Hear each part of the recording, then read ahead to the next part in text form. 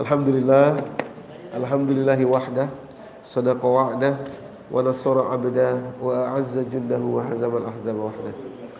Assalatu wassalamu ala Rasulillah wa ala alihi wa sahbihi wa man tabi'ahu wa walah, wa la haula wa la quwata illa billah. Hadirin yang dirahmati Allah, Bapak-bapak sekalian, langsung aja kita masuk ke poinnya ya, supaya waktu kita efisien dan efektif insyaallah. Masih, Pak. Minum dulu deh. Bismillah.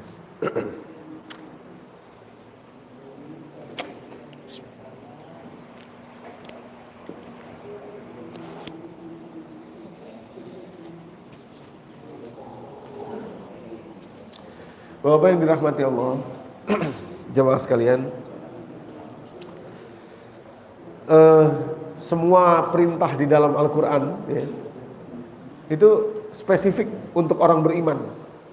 Kalimat Allah gini, wahai orang beriman, misalnya Pak RW,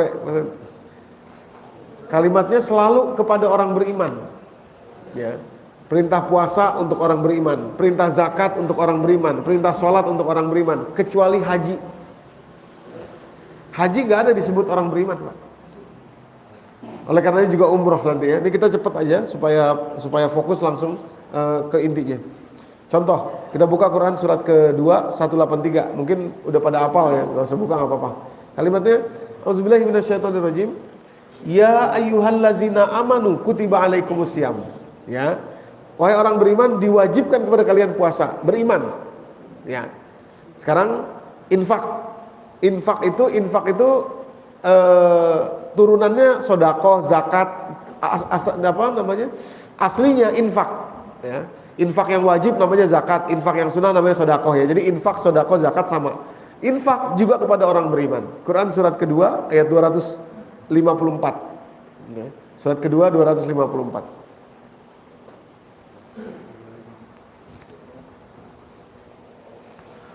Surat kedua 254. Kalau mau ada yang mau bacakan terjemahnya boleh. Quran 254. Tadi 2183. Untuk orang beriman ya. Jadi perintahnya ke orang beriman kecuali haji. Haji nggak nyebut orang beriman. Dan itu harus dibuka kenapa begitu gitu ya. Spesial banget ya. Haji, umroh dan juga Idul Adha kita. Oke. 254 ada yang bisa bacakan terjemahnya biar semuanya dengar. Silakan. Wahai orang-orang yang beriman. Ya. Silakan Pak. Wahai orang-orang yang beriman, infakkanlah sebagian dari rezeki yang telah kami berikan kepadamu sebelum datang hari ketika tidak ada lagi jual beli, tidak ada lagi persahabatan dan tidak ada lagi syafaat. Orang-orang kafir itulah orang-orang yang berdolim. Ya, jadi yang disuruh infak orang siapa? Orang beriman. Ya ayyuhallazina amanu anfiqu mimma razaqnakum min qabli an ya'tiya yaumun la bai'un fihi wa la khullatun wa la syafa'ah wal kafiruna humuz zalimun. Demikian pula salat. Salat itu kalau enggak beriman enggak diterima. Quran surat keempat 142. Orang munafik salat juga tapi enggak diterima. Kenapa? Enggak ada imannya. Ya. Coba surat keempat 142. An-Nisa 142. Di akhir juz yang kelima. Nanti baru kita buka haji enggak dipanggil yang orang beriman enggak ya.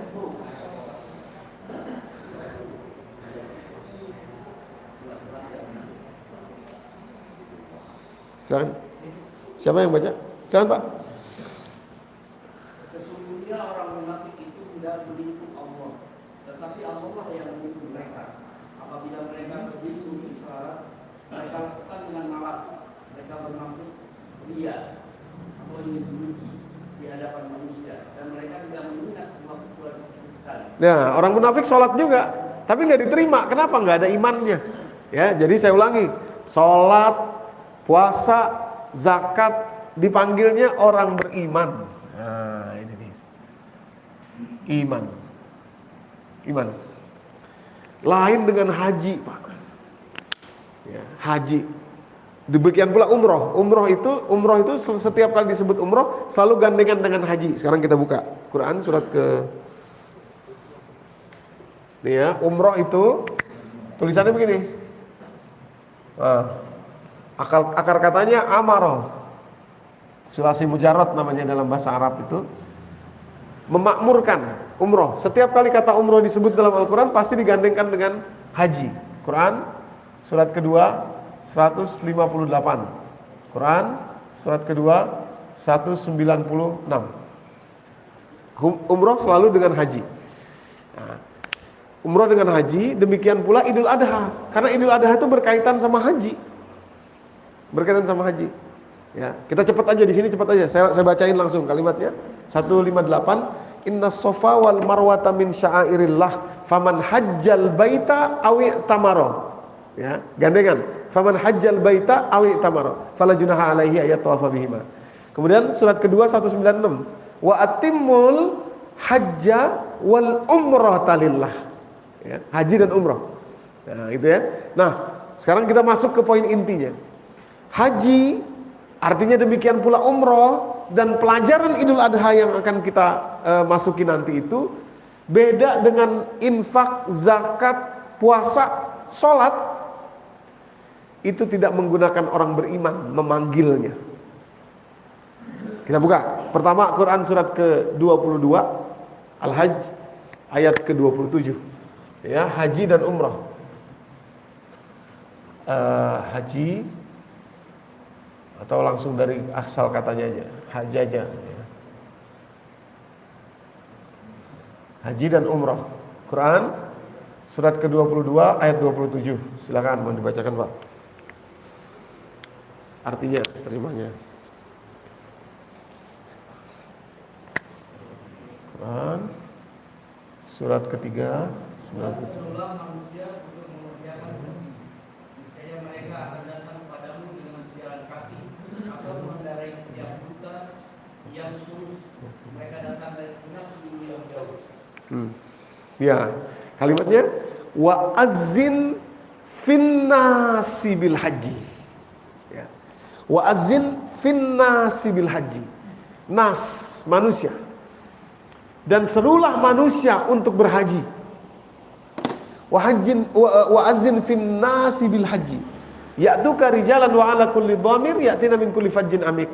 Nanti seluruh manusia akan datang dari segala penjuru dengan menggunakan kendaraan yang berbagai macam, menunjukkan antusiasnya. Tapi tolong diperhatikan, yang dipanggil bukan orang beriman. Ya, wa azzin finnas. Enggak cuma satu nih, enggak cuma satu. Kita buka sekarang Quran surat ketiga ayat 97. Awal juz yang keempat. Surat Al-Imran 97. Bacaan lagi, mau gantian, Pak? Mesti. Di sana terdapat tanda-tanda yang jelas, di antaranya maqam Ibrahim. Barang siapa memasukinya, amanlah dia. Ya. Dan di antara kewajiban manusia terhadap Allah adalah melaksanakan ibadah haji ke Baitullah, yaitu bagi orang-orang yang mampu mengadakan perjalanan ke sana. Barang siapa mengingkari kewajiban haji, maka ketahuilah bahwa Allah Maha Kaya, tidak memerlukan sesuatu dan seluruh halal. Ya, kalimatnya gini ya. Fihi ayatun bayyinatun maqam Ibrahim wa man dakhalahu kana amina. Pada kalimat berikutnya, walillah 'alan nas hijjul baiti man istata'a ilaihi sabila. Allah mewajibkan bagi manusia, bukan orang beriman. Walillahi 'alan nas hijjul baiti man istata'a ilaihi sabila. Ya, man istata'a. Nanti kita bahas kalau ada waktu cukup, kita bahas istata'a itu apa sih? Kalau di terjemahan tadi diartikan mampu, padahal sebetulnya bukan mampu. Yang tepat itu bukan mampu, karena mampu itu relatif. Dari mana ukur mampunya? Ya kan? Orang punya duit 300 juta, dia bilang saya belum mampu. Kenapa? Saya belum punya rumah sendiri. Ntar saya beli rumah dulu baru saya haji. Relatif. Ya? Orang punya uang, udah punya rumah, ntar saya belum mampu. Kenapa? Ibu saya belum berangkat haji, biar berangkat ibu dulu, habis itu saya. Ya, relatif ukurannya. Jadi man istata'a itu bukan mampu, tapi nanti kita bahas kalau ada waktu tambahan ya. Kita fokus dulu ke sini. Jadi manusia, yang dipanggil manusia. Ya. 22 ayat ke-27 tadi wa azin finnas bil hajj. Sekarang walillahi 'alan nasi hijjul baiti man istata'a ilaihi sabila. Oke, tambahan Quran surat kedua 199, surat Al-Baqarah 199.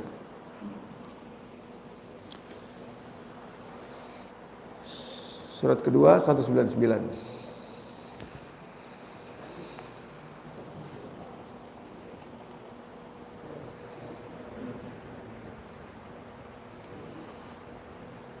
Kemudian bertolaklah kamu dari tempat orang banyak bertolak Arafah, dan mohonlah ampunan kepada Allah, sesungguhnya Allah Maha Pengampun Maha Penyayang. Ya. Jadi kalimat bahasa Arabnya tsumma afidu. Nah, kalau kita perhatikan di bahasa Arabnya di situ ya. Tsumma afidu min haitsu afadhan nas. Wukuf Arafah tuh, ya. Tsumma afidu bertolak dari tempat para manusia bertolak. Tsumma afidu min haitsu afadhan nas. Wastaghfirullah. Innallaha ghafurur rahim. Nah, ya. Manusia. Satu lagi, Quran surat kedua ayat 125. Surat Al-Baqarah mundur 1 ke 125. Manusia.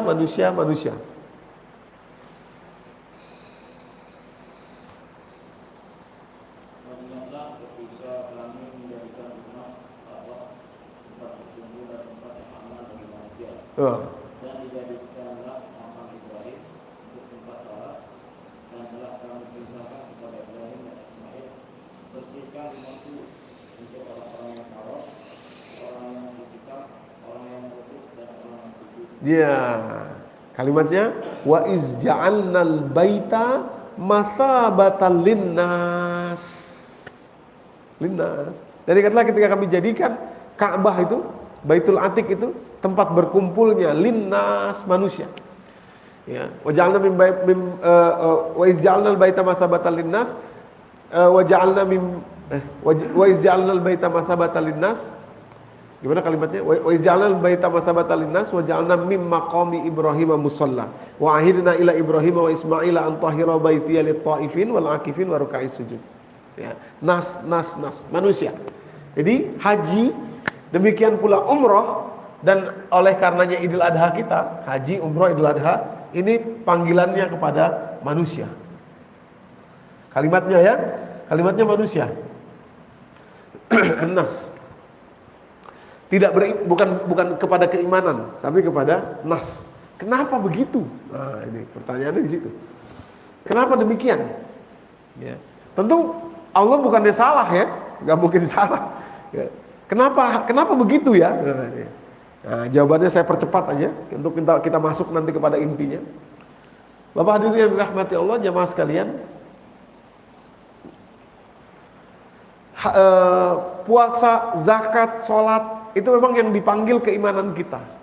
Tapi haji, umroh, dan demikian pula Idul Adha, ini untuk hajat hidup kita sebagai manusia.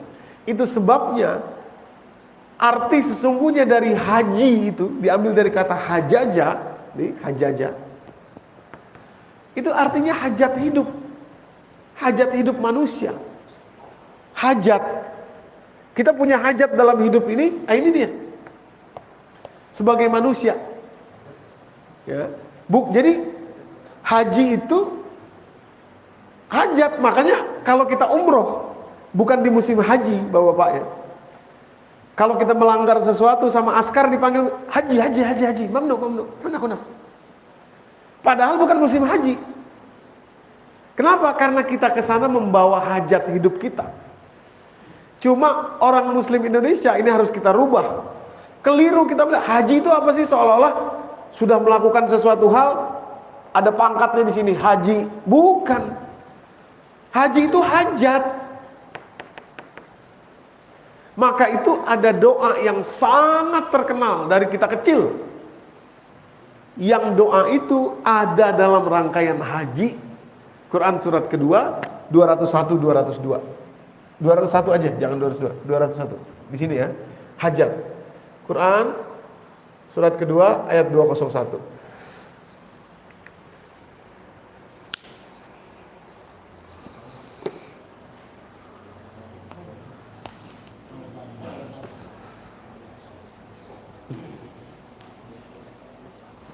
Dan di antara mereka yang berdoa, ya Tuhan kami, berilah kami kebaikan di dunia dan kebaikan di akhirat, dan lindungilah kami dari azab neraka. Iya, doa yang sering kita dengar dari kecil.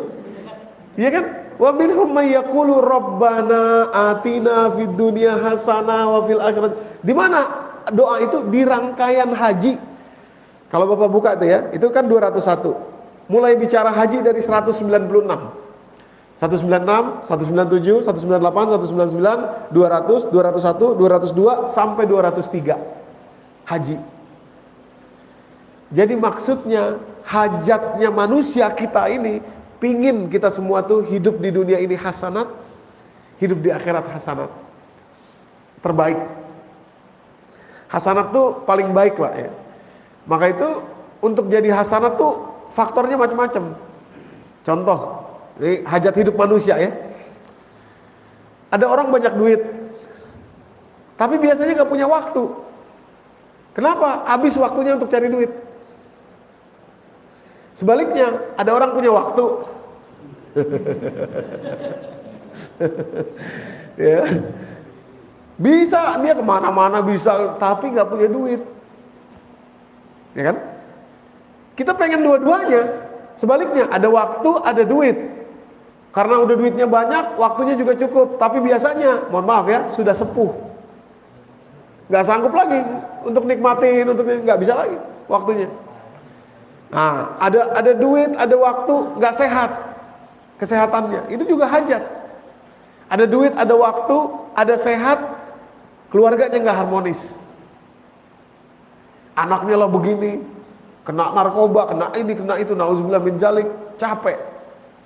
Ada waktu, ada duit, sehat, anak-anak harmonis, ilmunya kurang, nggak religius, nggak tahu ini, nggak tahu itu, nggak tahu ini, nggak tahu itu. Jadi faktor untuk jadi hasanat tuh banyak, Pak, banyak. Dan kesemuanya itulah hajat kita, itu ya, hajat kita. Jadi Allah ngajarin kita nih bener jadi orang kaya di dunia, jadi orang kaya, jadi orang bahagia, punya waktu banyak, punya kesehatan cukup, punya ilmu yang mumpuni, punya keharmonisan keluarga, semuanya. Hasanat, itu kalimatnya hasanat. Hasanat di dunia, hasanat di akhirat. Jadi keliru kalau ada orang, udah dah kita di dunia mah, udah dunia ini bangkai, udah gak usah di ini. Kita miskin aja di dunia, sengsara. Nanti kita di akhirat. Keliru, salah. Salah. Coba untuk menggenapi ya, kita buka Quran surat ke-7. Surat Al-A'raf untuk menggenapi ini. Hajat. Quran surat ke-7 ayat ke-33.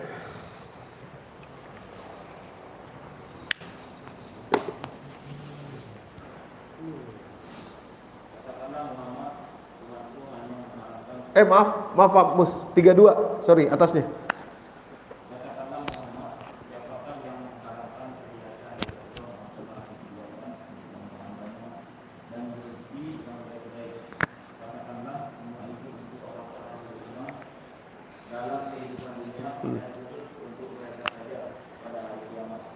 Iya.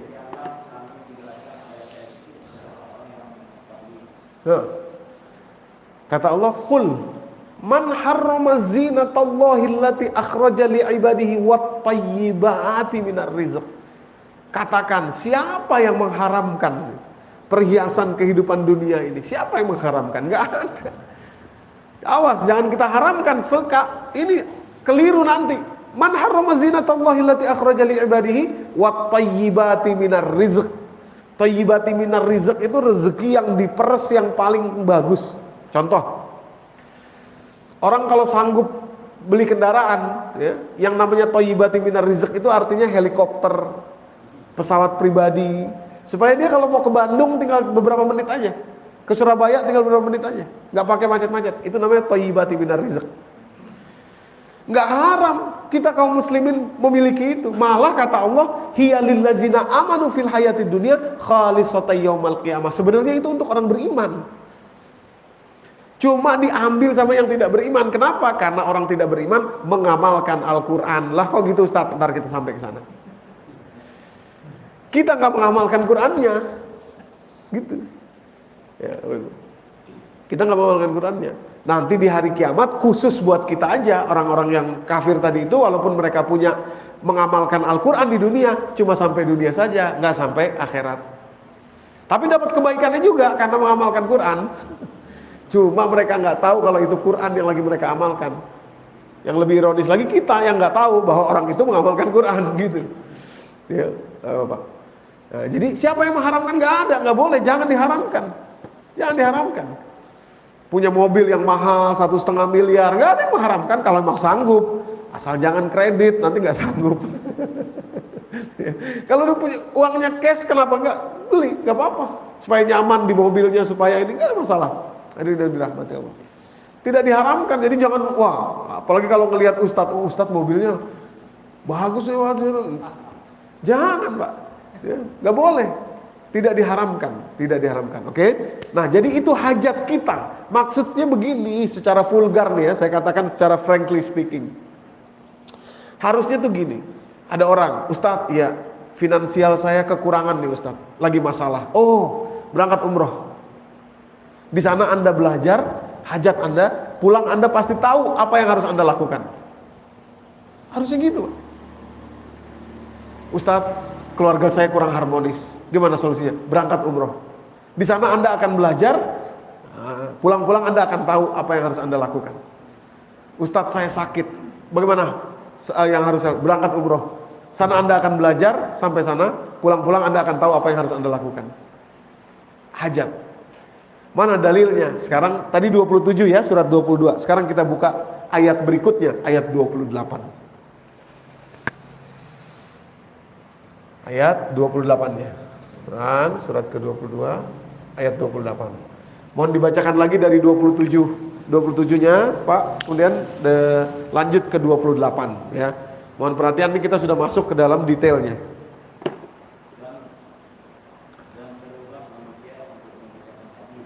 Ya. Ya. Ya. Oke, itu 27-nya ya. Wa azin fin nasi bil haji ya'tuka rijalan wa ala kulli dhamir ya'tina min kulli fajjin amik. Serulah manusia, panggillah manusia berhaji. Umroh juga begitu. Idul Adha juga begitu. Ya. Saya juga gemes juga, udah puluhan tahun Idul Adha nggak dapat pelajarannya gitu. Pelajarannya cuma dapat potong ini doang, dapat daging doang. Harusnya kita belajar ini. Ya, belajar ini. Untuk apa orang dipanggil haji? Untuk apa orang dipanggil umroh? Dan oleh karenanya untuk apa pelajaran Idul Adha? 28-nya, Pak. Silakan. Agar mereka menyaksikan sebagai manfaat untuk mereka. Oke, stop dulu Pak, satu-satu. Agar mereka menyaksikan manfaat bagi kehidupan mereka. Nih. Liyashhadu manafi'a lahum. Manafi'a lahum. Manafi'a ya, manafi'a lahum. Nah. Ya. Liyashhadu manafi'a lahum. Lam ini Pak, ini lam lighoyah namanya ya, dalam terminologi tafsir. Artinya untuk, tujuannya ini. Maka tadi di terjemahan dibacakan Pak Mustajab tadi, agar. Jadi 27 kita dipanggil haji, umroh juga begitu, pelajaran Idul Adha juga begitu. Tujuannya itu untuk apa? Ini tujuannya, ini. Lam ligoyahnya itu. Spidolnya ada lagi nggak Pak? Spidol yang gede Pak. Lagi spidolnya nggak ada lagi. Liyashhadu agar, untuk. Liyashhadu supaya. Nah, ada 3 tujuan haji, umroh dan Idul Kurban itu ya. 3. Coba dibacakan lagi Pak Mus, yang 28 Pak, dari 28.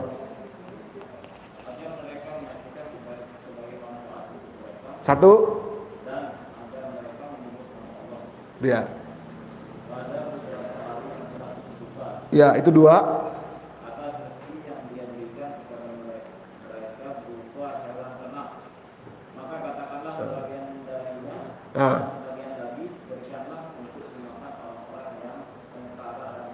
Tiga. Ada 3. Yang pertama, liyashhadu manafi'a lahum, agar mereka menyaksikan manfaat untuk kehidupan mereka. Lahum, kata-kata lahum ini luar biasa loh ini. Lahum itu artinya untuk Anda. Misalkan saya bicara sama Pak Herman, Pak Herman, hazalaka. Pak Herman, ini untuk Anda. Berarti untuk saya, ambil, bawa pulang. Spesifik. Apalagi Allah tahu kebutuhan kita, lahum, untuk Anda. Tadi saya katakan, Anda butuh apa? Hajat Anda. Finansial, harmonis keluarga, kesehatan, waktu luang, ilmu. Itu kan hajat kita, nggak Allah batasin. Hasanat yang tertinggi emang standarnya itu. Ya. Lahum, untuk kalian. Manafi lahum, manafi itu jamak dari kata naf'an. Naf'an itu artinya manfaat untuk Anda semua, untuk kita semua. Dalam kehidupan kita masing-masing secara spesifik. Saya kebutuhannya beda sama Pak Andrea. Bapak-bapak kebutuhannya beda sama saya. Tapi lahum gitu. Ya, pelajarannya itu. Paham sampai sini? Paham ya? Oke, kalau paham kita tutup dengan doa kafaratul majelis. Jebakan Batman ya. Apa? Iya. Ini jebakan Batman ya, biar nggak ngantuk. Oke, lanjut. Tisu. Nah. Jadi tujuannya 3, liyashhadu manafi'a lahum. 1, baru wa yazkuru smallahi fi ayyamin ma'lumat. Yang kedua, dan agar mereka mengingat Allah di hari-hari yang sudah ditentukan. Itu rukun-rukun haji, umroh. Itu nomor 2. Nomor 1-nya ini, Pak. Kelirunya orang Indonesia, yang disorotin nomor 2 terus. Wa yazkuru smallahi fi ayyamin ma'lumat. Ya kan? Nih, maksudnya gini, wa yazkuru smallahi fi ayyamin ma'lumat tuh gini. Wukuf Arafah, kenapa harus tanggal 9 Zulhijjah? Kenapa nggak boleh geser, cepetan dikit, tanggal 2 kek? Kenapa? Ayyamim ma'lumat, hari yang sudah ditentukan. Habis tanggal 9, tanggal 10 ke Muzdalifah, mabit. Kenapa harus tanggal 10? Kenapa nggak bisa besoknya lagi, tanggal 11? Ayyamim ma'lumat, hari yang sudah ditentukan. Ngambil jamarat di Muzdalifah, mabit di Muzdalifah, ke Mina tanggal 11, 12, 13 sampai 14 kalau nafar sani untuk melontar jamarat. Kenapa harus tanggal itu? Ayyamim ma'lumat. Gak bisa digeser-geser. Ayyamim ma'lumat. Tapi itu nomor 2, Pak. Nomor 2. Yang pertama itu liyashhadu manafi'a lahum. Kita selama ini, saya selama ini berkali-kali umroh. Yang diajarin nomor 2 terus. Doanya tawaf, akhirnya pegang buku setebal gini nih, muter. Ya, pegang buku. Padahal nomor 1-nya nggak dapat. Sa'i, pegang buku sebel ini, lari jalan tuh sambil lihat baca. Akhirnya fokusnya ke sini, nggak connect sama Allah, nggak ada rasanya. Padahal nomor 1 liyashhadu manafi'a lahum. Apalagi kalau kita tanya pulang umroh, pulang haji. Kata Allah, liyashhadu manafi'a lahum, agar kamu menyaksikan ya manfaat untuk kehidupan kamu. Mana manfaatnya? Saya kekurangan finansial umpamanya. Berangkat harusnya pulang tuh, oh ini dia yang harus saya lakukan ini. Hajat, tadi hajat. Silakan hajat kita semua sebagai manusia. Ya, hajat kita kan butuh semua. Tadi nggak mungkin nih, udahlah nggak usah, orang beriman mah nggak usah punya duit. Keliru Bapak Ibu yang nggak ada ibu-ibu ya, keliru Bapak ya. Salah. Hajat memang ada, kebutuhan kita semua ada itu. Liyashhadu manafi'a lahum, sebelah mananya pelajarannya gitu ya. Liyashhadu manafi'a lahum. Nah, menyembelih kurban nomor 3 lebih ujung lagi. Ya. Alama razaqahum min bahimatil an'am tadi, fatimul ba'isal fakir, sembelih hewan kurban, bagi-bagi supaya orang fakir dapat makan juga. Semua kita dapat makan. Itu nomor 3 terakhir. Ujung yang 1 ini nih. Ya, 1 ini.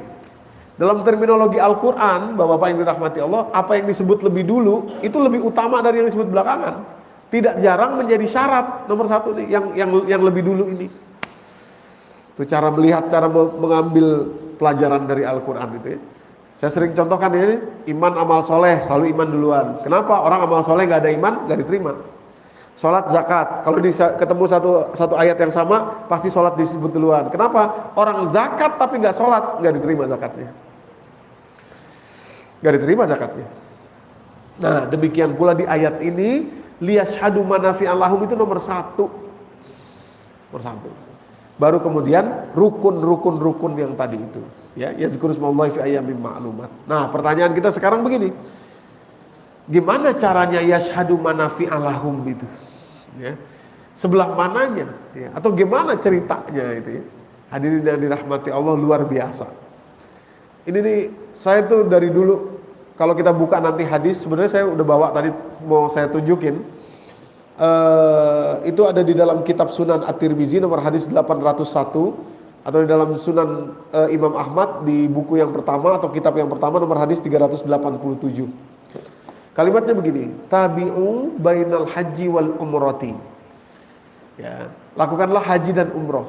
Fa innahuma, karena keduanya itu, haji dan umroh, yanfiyanil faqr wa zunub. Haji dan umroh itu menghilangkan kefakiran dan dosa. Dosa bahkan disebut belakangan, yang duluan fakirnya. Menghilangkan fakir. Gitu ya. Jadi maksud saya gini, lama tuh saya ini hadis ini bener apa enggak sih? Gitu ya. Sederhana aja. Kita jemaah haji banyak, satu tahun itu bisa 1 juta. Mestinya dia kembali itu udah selesai, nggak fakir lagi. Fakir itu banyak Pak ya. Kalau miskin itu harta. Kalau fakir itu tadi terminologinya banyak. Orang banyak duit nggak sehat, fakir kesehatan. Orang banyak duit sehat tapi nggak ada waktunya, fakir juga, tersandera oleh hari-harinya dia, fakir. Ya. Harusnya selesai fakirnya, pulang selesai fakirnya. Tahun depan 1 juta lagi berangkat, pulang selesai kefakirannya. 1 juta itu yang kecatat, yang nggak kecatat lebih banyak Pak. Ya, yang jalur mandiri segala macam itu banyak. Harusnya yang pulang ini selesai kefakirannya, pulang selesai kefakirannya, pulang selesai. Apalagi kita tiap tahun Idul Adha, harusnya juga kita dapat pelajaran tentang kefakiran itu. Ya, apa dia? Nah, saya masuk beberapa aja. Contoh wukuf Arafah, ya, wukuf Arafah karena yang paling penting dari semua rukun, wukuf Arafah yang tidak boleh digantikan. Digantikan itu artinya tidak boleh dibayarkan dam, ya. Jadi kalau orang jemaah haji sakit, kalau mau hajinya tetap sah, mesti datang juga ke Arafah walaupun sakit, nggak boleh bayar dam. Kalau yang lain boleh bayar dam, tapi kalau wukuf Arafah nggak bisa. Uniknya begini Pak, saya berkali-kali bawa jemaah umroh.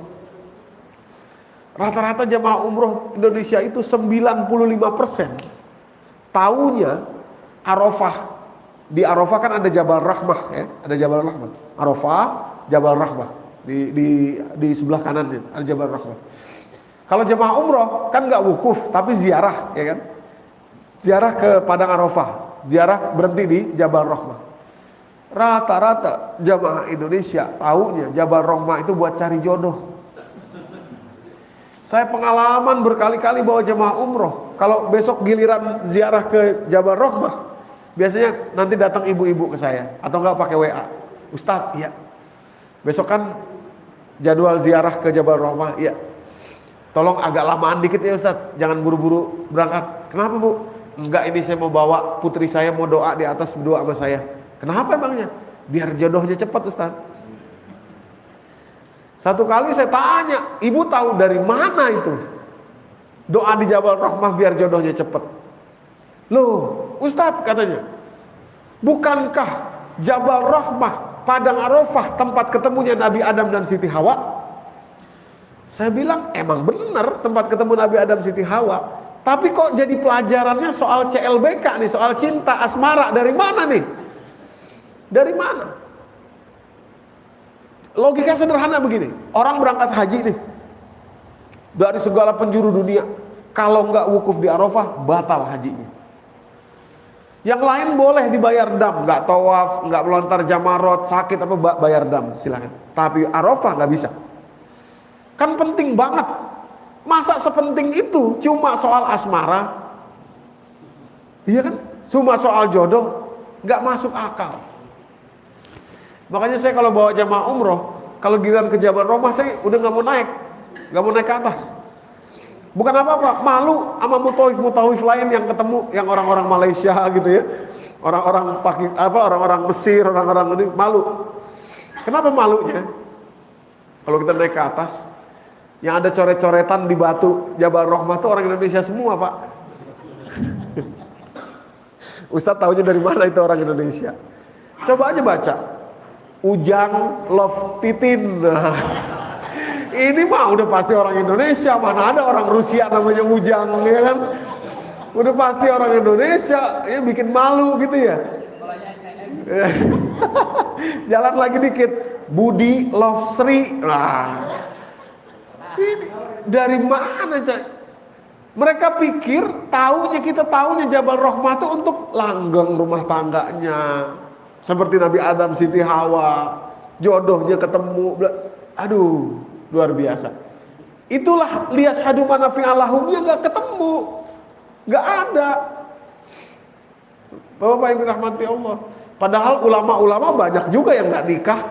Ibnul Qayyim Al-Jauziyah nggak nikah, berarti dia nggak ini dong. Kalau emang Jabal Rahmah itu, Arafah itu untuk jodoh, gitu ya.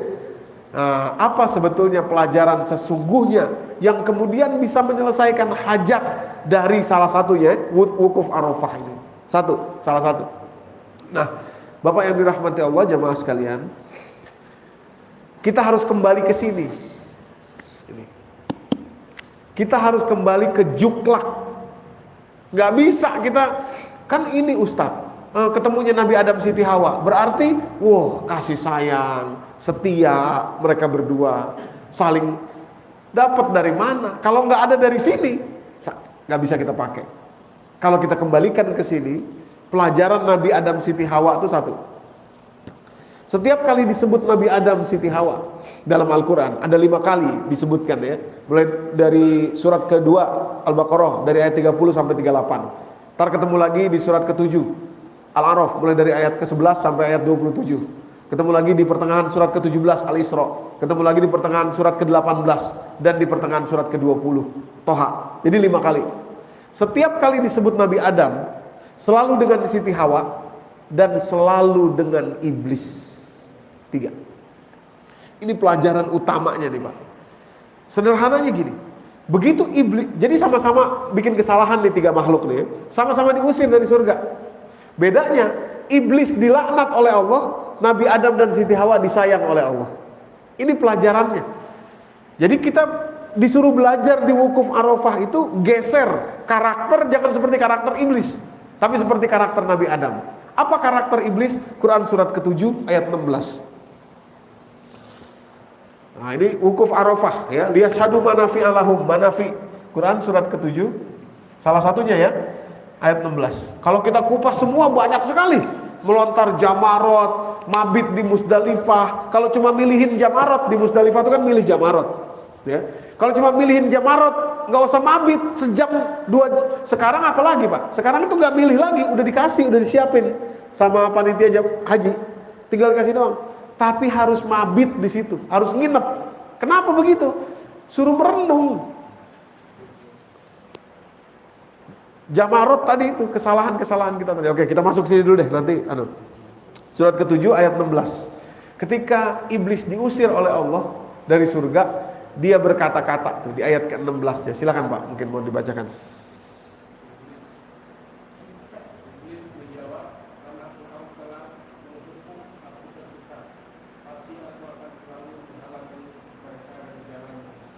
Iya. Begitu diusir dari surga, iblis bilang, "Qala fabima aghwaytani, ya Allah, karena Engkau telah membiarkan saya tersesat.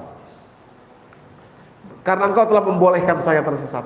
Kalau Engkau nggak bolehkan, saya nggak sesat. Kalau bukan karena takdirmu, saya nggak akan sesat.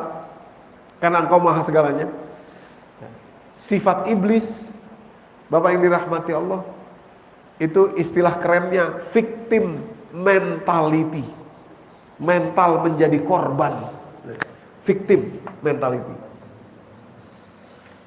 Victim mentality. Mental menjadi korban. Semua salah kecuali saya. Sementara Nabi Adam begitu dikeluarkan dari surga, padahal yang menggoda adalah iblis, di ayat 23-nya sama sekali tidak menyebut gara-gara iblis saya digoda, enggak. Ayat 23-nya Pak, silakan baca.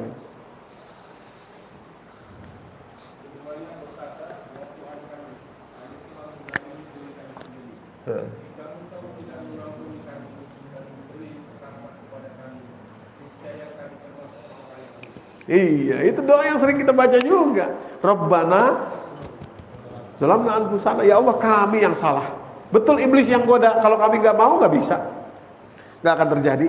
Zalamna anfusana wa illam taghfir lana. Jadi gini ya Pak, doa ini jarang dikupas. Itu ada dua tuh. Taghfir lana untuk masa lalu, ya Allah ampuni dosa saya, dosa kan di masa lalu. Wa illam taghfir lana wa tarhamna, tarhamna itu untuk masa depan. Rahmati saya, ajarin saya supaya perilaku saya ke masa depan itu lebih baik sehingga engkau merahmati saya. Jadi Nabi Adam, Siti Hawa itu wukuf di Arafah ini mesti kita belajar ini. Beliau anti victim mentality, gak mau jadi victim Pak, gak mau jadi victim, gak mau jadi korban atas apapun, ya. Jadi kesatria, saya yang salah, harusnya saya begini, harusnya saya begitu. Hadirin yang dirahmati Allah, kalau mental ini kita bawa pulang, ya, wah, luar biasa. Kefakiran itu selesai. Kemarin pandemi 2 tahun ya, 2 tahun lebih, 3 tahun juga.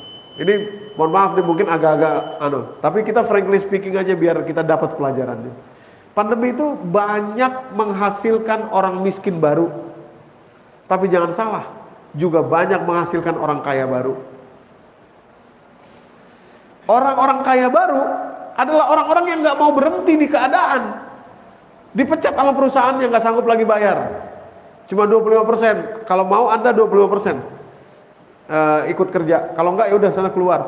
Dulu kan kita nggak tahu bakal jadi kayak gini, sekarang bakal kembali lagi normal kan kita nggak tahu. Akhirnya keluar nih. Kalau orang victim mentality, gurunya iblis nih victim mentality nih, kemana-mana cerita dulu saya kerja di sono padahal udah gaji sekian, ini ketemu temen ceritanya itu. Minggu depan ketemu saudaranya cerita lagi itu. Aduh sekarang mah begini, tuh lihat orang-orang semua ini si anu. Bulan depan ketemu orang lagi ceritanya masih yang sama juga, gara-gara ini, gara-gara itu, gara-gara ini, gara-gara itu, gara-gara ini, gara-gara. Tapi kalau belajar dari wukuf Arafah seperti Nabi Adam udah cut off aja udah. Sekarang kita belajar yang baru, taghfir lana wa tarhamna. Taghfir lana wa tarhamna. Enggak mau berhenti sama keadaan. Kalau kita mau salahin semua yang di luar kita, semua salah semua. Dunia ini memang enggak adil. Dunia ini memang enggak adil. Darul bala namanya juga. Mau kita tunjuk kemana juga pasti ada yang zolim. Mau kita lihat dari sisi mana juga pasti ada yang zolim. Cuma masalahnya kita mau maju enggak? Wukuf Arafah. Ya. Ustadz saya udah keluar dari pekerjaan saya kemudian buka usaha tapi kok belum menghasilkan, lagi-lagi victim mentality. Lanjut aja, buka kemungkinan baru, belajar lagi. Ustadz sih ngomong gitu enak, enggak Pak, enggak enak. Saya tuh pandemi dulu ya, 2 tahun itu Pak ya, sampai minjem uang saya tuh. Karena kan saya ngajar ya, sehari-hari itu saya ngajar. Jadi istilahnya gini, saya buka kartu ya. Atau nggak usah direkam Pak Andri, tolong dimatiin aja. Dimatiin aja rekamannya Pak. Di pause aja pause. Off the record ya. Mumpung udah masuk azan juga, saya cerita dikit.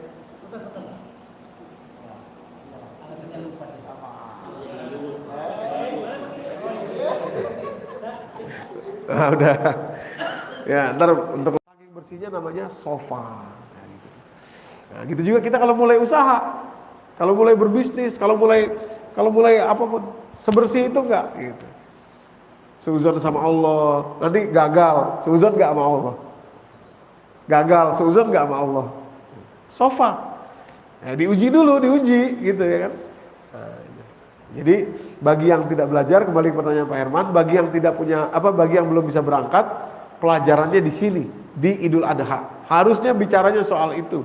Ya, bukan hanya seperti yang puluhan tahun kita belajar Nabi Ibrahim, mimpinya, anaknya sabar, dipotong mau.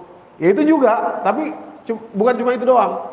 Banyak lagi yang lain yang sebetulnya lebih mendalam dan fundamental. Kira-kira gitu, Pak.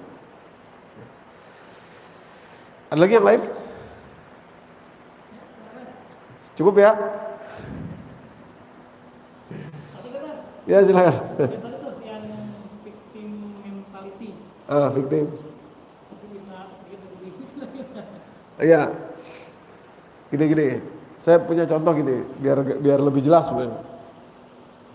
Ada ibu-ibu jamaah, ibu-ibu curhat ke saya. Mungkin saya pernah cerita juga sedikit tentang itu ya di sini. Curhat, Ustadz ya, saya punya anak 2, satu laki-laki, satu perempuan. Yang laki-laki ini bangornya luar biasa Ustadz. Dari remaja, masuk penjara kita tebus, masuk penjara kita tebus, masuk penjara tebus, masuk penjara tebus, berkali-kali, sampai habis uang kami. Ya. Sampai bapaknya kena stroke, udah nggak bisa apa-apa lagi, cuma di tempat tidur doang. Ini anak nggak berubah. Sampai dia udah nikah punya anak masih begitu juga. Kalau dia lagi kepengen narkoba itu, istilahnya sakau, kalau lagi sakau itu, datang ke rumah saya dipukulin, ditendang, udah macam-macam. Adiknya begitu juga, adiknya perempuan. Bapaknya udah nggak bisa apa-apa, kena stroke, minta duit nggak sedikit lagi, sekian juta. Mesti ada, kalau nggak ada kita digebukin. Nah, ibu ini tanya sama saya, Ustadz boleh nggak? Saya berdoa begini, ya Allah, mudah-mudahan anak saya ketabrak kek di jalan, tapi jangan mati, lumpuh aja dah, biar dia masih punya pikiran, supaya dia tidak lagi berbuat itu, tapi pikirannya bisa taubat, baru kemudian nanti mati. Doa si ibu itu begitu. Gitu ya. Jadi supaya anak saya ketabrak tapi jangan mati. Nah, sempetin dia untuk taubat, berbuat baik. Nah, biar lumpuh dah. Kata saya ngurusin nggak apa-apa. Kasih ibu. Kadang-kadang saya mikir ya, ibu-ibu tuh pikirannya sampai sejauh itu ya. Ibu-ibu tuh ya, wah luar biasa. Nah, akhirnya saya sering tanya, menurut ibu kenapa anak ibu begitu? Nah, akhirnya si ibu tuh bilang, ini sebetulnya salah saya juga Ustadz. Nah itu. Di situ saya bilang, wah mantap. Kalau sudah bisa ngomong begitu berarti udah mantap. Kenapa? Karena mayoritas ibu-ibu yang curhat ke saya, apalagi soal anak, Pak, 99% curhat itu selalu begini. Kalau saya tanya, kenapa menurut ibu, kenapa anak jadi begitu? Pasti bilangnya begini, nggak tahu tuh Ustadz. Padahal saya sudah begini, sudah begitu, sudah sudah ini, sudah sudah itu panjang. Kalau direnungi di kalimat ini nih, victim mentality kan. Kenapa anak ibu bisa jadi begitu? Gak tahu deh. Mungkin salahnya temennya, mungkin salah pergaulan, mungkin salah sekolah. Pokoknya bisa yang salah apa aja kecuali saya. Saya gak mungkin salah. Karena saya sudah ini, saya sudah ini, saya sudah ini, saya sudah ini. Kalau udah begitu mentalnya, victim, jadi saya ini korban. Korban dari pergaulan anak saya, makanya anak saya jadi begitu. Korban dari sekolahnya anak saya, makanya anak saya jadi begitu. Korban dari suami saya yang terlalu manjain anak, makanya anak jadi begitu. Korban dari korban dari ini, korban dari ini. Pokoknya semuanya bisa salah, kecuali saya. Karena saya sudah ini, sudah itu, sudah ini, sudah itu, sudah itu. Kalau udah mental begini, ketutup. Pintu perbaikannya ketutup. Tapi kalau kayak si ibu tadi tuh, ini sebetulnya salah saya Ustadz. Udah mantep nih. Udah mulai geser. Dari mental victim, iblis tadi gak mau salah, yang salah orang lah. Geser ke mental Nabi Adam. Zolamna anfusana, saya. Jadi ampuni saya yang lalu, belajar ke masa depan, watarhamna. Saya tanya sama ibu itu, kenapa ibu bilang begitu? Sebenarnya saya ini memang bukan anak yang berbakti Ustadz sama orang tua. Bisa dibilang saya termasuk anak yang durhaka. Dia bilang gitu sama saya. Saya bilang ini udah dapat jawabannya ibu, udah. Cuman orang tua saya udah wafat Ustadz. Saya terlambat. Masih bisa. Saya jelasin deh tuh. Berbakti sekarang. Apakah ibunya adiknya masih ada tuh orang tua ibu? Kalau ada bulenya kepada beliau ibu berbakti. Atau teman-temannya, teman dekatnya. Atau ibu sodako infak atas nama beliau. Atau ibu ya mohon ampun aja, sholat panggil namanya, Bu maafin saya ya, dulu Bu maafin saya. Gitu. Akhirnya nggak pernah telepon lagi, nggak pernah komunikasi lagi. Mudah-mudahan udah kelar ini aja, ketemu jalannya itu. Tapi itu modal yang bagus. Berani mengatakan ini salah saya. Di mana salahnya? Ini salahnya. Mantap. Tinggal berubah. Ya. Udah geser mental gitu ya. Tapi itu si ibu ini geser mental mungkin setelah sekian kali. Ya, anak masuk penjara tebus, udah kayak apa itu saya ngebayangin sampai suaminya stroke. Ya, bapak ini rahmati Allah, itu beratnya kayak apa? Baru kemudian dia belajar. Maka itu kita jangan sampai terlambat belajarnya. Jangan kelamaan, capek Pak. Kitanya capek. Buru-buru belajar. Zalamna anfusana, apa salah saya? Perbaiki belajar. Ya, itu contohnya victim mentality, mental victim. Nah, tadi saya mau katakan begini, ini kita tutup dengan ini ya. Negara Jepang, Pak. Negara Jepang itu mengamalkan wukuf Arafah dia. Waktu Perang Dunia Kedua, tanggal 28 Juli, Jepang udah nyerah. Perdana Menterinya, Suzuki Kantaro namanya, udah mengumumkan dengan kata-kata mokusatsu shi dalam bahasa Jepang itu.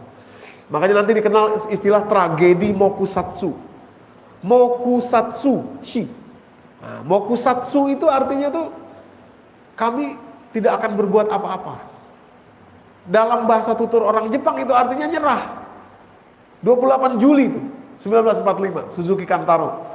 Rakyat Jepang keluar rumah untuk merayakan Jepang sudah menyerah karena emang nggak pengen perang lagi. Tapi entah gimana sekutu Amerika, Inggris dan Uni Soviet tetap ngirim bom atom tanggal 6 ke Hiroshima dan tanggal 9 ke Nagasaki. Alasannya, wah ini gara-gara penterjemah. Mokusatsu diterjemahin we are ignoring, kami mengabaikan. Wah. Mengabaikan itu kan kasar. Bodoh amat lah, wah gitu ya. Akhirnya dikirim bom atom. Dalam catatan sejarah 400.000 orang yang meninggal. Yang resmi, catatan yang resmi. Catatan yang enggak resmi sampai 1 juta orang yang meninggal. Hebatnya Jepang, Pak. Padahal dia udah nyerah ya, tanggal 28 Juli dia udah nyerah tuh. Hebatnya Jepang, sampai hari ini enggak ada satu kalimat pun dari pemerintah Jepang mengambil sikap menjadi victim dengan mengatakan, waduh dulu padahal kita udah nyerah, tetap dibom juga, bayangin tuh begini begono, nggak ada. Bahkan kita tahu sejarahnya, begitu bom atom, berapa hari kemudian Perdana Menteri kumpulin kabinetnya. Coba hitung, guru masih ada berapa banyak yang masih hidup guru. Kita mulai lagi. Wah. Jadi walaupun mereka bukan Islam, karena mereka mengamalkan Quran, wukuf Arafah tadi, sejahtera negaranya, jauh dari kefakiran. Coba lihat keluar ke jalan raya, kendaraan, mobil, motor, semua itu produksi mana? Sejahtera, walaupun nggak akan bisa dibawa ke akhirat, cuma di dunia saja. Tapi ada, dampaknya ada, Pak. Nah, kalau kita renungin nih, Pak, Jepang sama Indonesia, sama negara kita, startnya sama. Tahun 45, bulannya juga sama, Agustus. Kita merdeka, mereka mulai dari minus. Kita nggak minus. Kenapa? Karena kita udah ada infrastruktur yang dibangun zaman penjajah. Ada jalan, ada rel, ada dermaga, pelabuhan. Wah, ada apa tuh namanya itu? Dam itu apa? Bendungan di mana-mana. Udah bisa dibilang kita udah punya start. Jepang hancur mentalnya, habis perang kalah, di bom atom, hancur infrastrukturnya. Tapi mereka punya mental Al-Quran, mereka mulai cepat larinya kencang. Sekarang jadi negara sejahtera. Mohon maaf, kita masih di mana? Kenapa? Karena kita nggak ngamalin Quran. Kita cuma cari pahalanya doang tadi yang nomor 2. Yazkurullahi fi ayyamin ma'lumat. Wah, ini pahalanya sekian, pahala sekian. Pahala mah pasti dapat. Argo Allah sudah pasti jalan. Allah mah nggak akan salah, Pak. Hitungan Allah mah nggak akan meleset. Hitungan Allah. Cuma liyashhadu manafi'a lahum itu jadi nomor 1 supaya kita belajar. Oh, ini pelajarannya. Rubah, geser karakter, geser karakter. Itu yang kita nggak punya. Kita nggak dapat. Padahal itu sih Al-Quran. Mohon maaf ya. Kadang-kadang jamaah bilang saya, waduh Ustadz, saya ngajinya telat ini. Udah umur sekian baru ngaji. Saya bilang jangan, itu victim mentality. Jangan lagi bilang begitu, victim mentality. Ya, kenapa? Ada orang Pak, umur 72 tahun hafal Quran 30 juz. 72 tahun. Bukan dia belajar dari kecil, bukan. Begitu pensiun umur 65, saya mau belajar Quran ah. Sama dulunya terbata-bata. Bismillah, umur 65 pensiun belajar Quran ah. 7 tahun kemudian hafal Quran 30 juz. Ibu-ibu di Wonosobo. Di Wonosobo apa di pokoknya yang anulah Jawa. Kalau Bapak nanti ketik di Google ada keluar. 72 tahun, 7 tahun hafal Quran 30 juz. Jadi udahlah, kita maju aja, ya, bergerak aja, dan Allah akan mudahkan kita. Tadi gak mudah, tapi memang harus terus. Jangan baru sebulan 2 bulan, udah sebulan nih Ustadz saya belum ada, ya sebulan, baru sebulan, ya baru sebulan, ya, 2 bulan 3 bulan, jangan, lanjut aja udah, sampai kapan aja biarin aja. Ya, yang penting kita mengikuti, niat kita mengikuti Al-Quran tadi. Ya, mental Nabi Adam menggeser supaya dapat kasih sayang Allah buat kita, jangan seperti iblis terlaknat gitu. Nah, itu salah satu Pak. Wukuf, baru wukuf doang nih kita bicara tuh ya, belum lagi tadi sa'i, jamarot, Muzdalifah, tahallul, wah itu luar biasa ya, ihram, tawaf ya. Belum bicara itu Pak kira-kira ya. Cukup ya saya pikir ya. Kok jadi pada bengong-bengong aja deh saya bingung.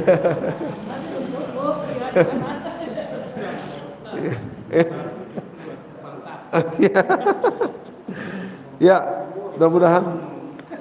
mudah-mudahan memberikan manfaat bagi kita. Yang penting actionnya Pak, masing-masing kita. Ya, semua kita punya tantangan dalam hidup ini. Ya, apalagi yang bicara kayak saya, pasti tantangannya lebih gede juga. Jadi, ya yang penting actionnya. Ya, dan saling mengingatkan kita ya. Kita tutup sama-sama dengan doa kafaratul majlis. Subhanakallahumma wa bihamdika asyhadu an la ilaha illa anta astaghfiruka wa atubu ilaik. Billahi taufiq wal hidayah. Assalamualaikum warahmatullahi wabarakatuh.